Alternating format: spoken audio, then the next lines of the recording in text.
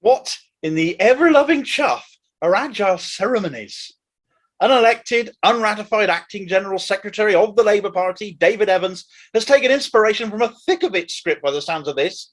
What a pile of drivel!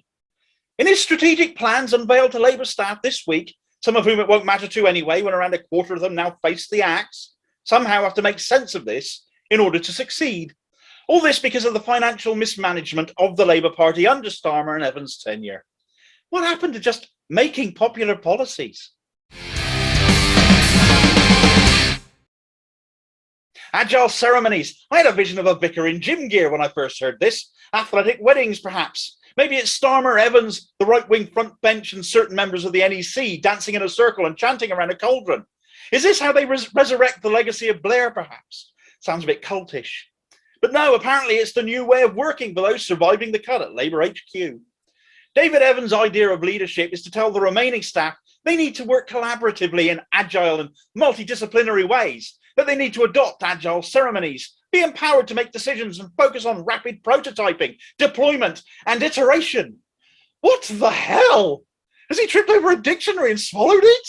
What do we want? Agile ceremonies. When do we want it? At an optimum point for delivery whilst maintaining product quality.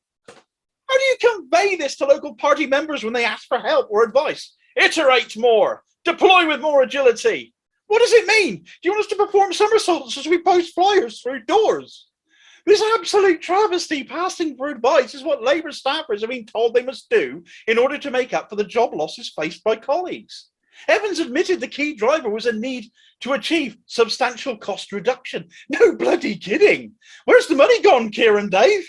Corbyn left you with a £13 million surplus, blown on payoffs to people who may or may not be badly incriminated in the never-to-be-seen Ford report, losing membership subs in droves as they attack the left of the party ceaselessly, driving more members away from the party and pissing off the trade unions to the point some are considering disaffiliation, have withdrawn funding, and are now even considering possible industrial action, since the way the party has gone about the layoffs whilst recruiting more people on poorer terms and conditions, temporary work-from-home contracts, is straight out of the fire and rehire playbook.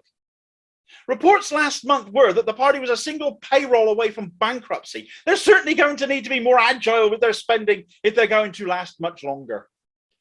There is, of course, a way that we can put this nonsense to bed once and for all, and that's to make sure unratified David Evans remains just that. He cannot remain as General Secretary if he isn't formally endorsed by Labour Party conference happening next month. And it really does depend how much the Starmer faction has stitched up the delegate selection process as to whether he'll get the nod.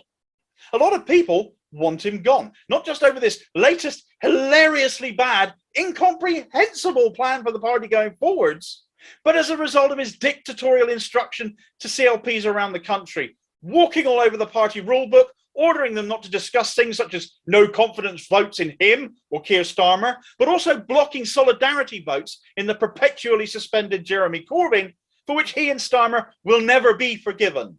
The additional suspension of Ken Loach only adding to the contempt members across the country hold for the pair of them.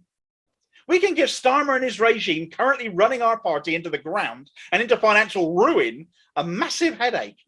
Send Evans unceremoniously packing next month. Let's see how agile he bloody is then, and see how well Starmer can rapidly deploy and iterate after that.